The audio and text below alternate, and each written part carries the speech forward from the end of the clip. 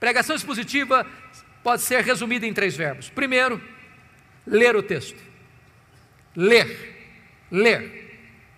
Você já viu um pregador subir ao púlpito e ele atropela o texto que vai pregar? Ele lê o texto atabalhoadamente. Quando você vê tal coisa, o que é que você pensa? Ele não se preparou. Ele não conhece nem o texto. Ele não gastou tempo. Talvez ele está dizendo o seguinte: o que importa aqui não é o texto que eu estou lendo, é o que eu vou falar depois. Deixa eu dizer uma coisa para você. A parte mais importante de um sermão é o texto. Porque só vai ser sermão se ele expor o texto que ele leu. Então é uma recomendação: leia o texto 1 vez, 5 vezes, 10 vezes, 20 vezes. Leia.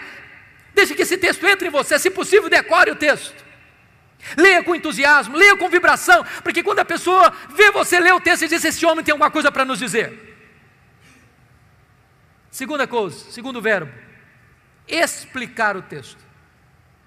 Calvino dizia que pregação é explicação da Escritura. A não ser que você explique o texto, você não pregou.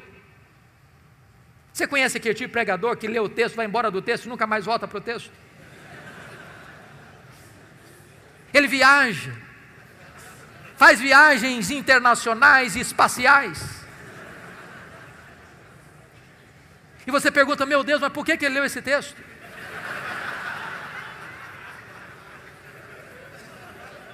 Você conhece aquele tipo de pregador que diz assim: eu já tenho o sermão, só preciso encontrar um texto agora?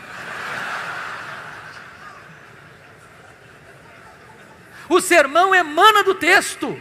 O sermão é a explicação do texto. E por isso nós temos uma palavra técnica que os pastores conhecem, que é exegese. Exegese vem de um prefixo ex, que significa tirar do texto o que está no texto.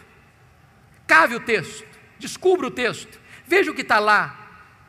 E às vezes nós não encontramos essas pepitas de ouro na superfície, é preciso cavar.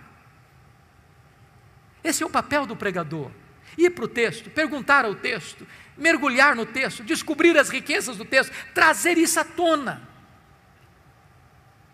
Sabe, irmãos, quando uma igreja se acostuma com pregação expositiva, ela não quer mastigar palha mais.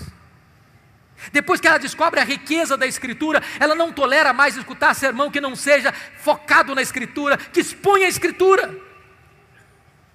O contrário de exegese é exegese. Exegese tem o prefixo eis, significa colocar lá, o que não está lá. Tem muito pregador que vai para o púlpito com as suas ideias, e ele tenta impor ao texto o que ele pensa, o que ele acha. Ele já tem uma ideia preconcebida, mas isso não é pregação. Pregação é quando você vai para a Escritura e deixa que a Escritura fale, você é apenas o canal, você é apenas um instrumento. O terceiro verbo, importante pregação expositiva: primeiro é ler o texto, segundo é explicar o texto, o terceiro é aplicar o texto.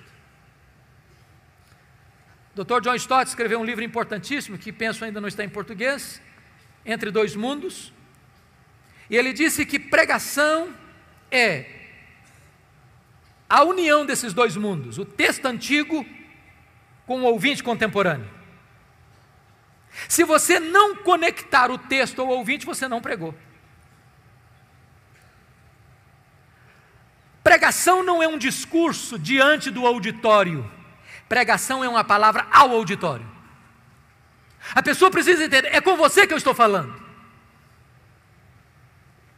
É como aquele pregador que foi pregar em João 10 e falou sobre a ovelha, falou sobre o pastor, falou sobre os lobos, falou sobre os campos, falou sobre os prados, falou sobre as águas, falou sobre a grama verde, falou sobre a lã da ovelha, falou e terminou o seu sermão depois de 1 hora, há 2000 anos, lá nas pastagens da Palestina.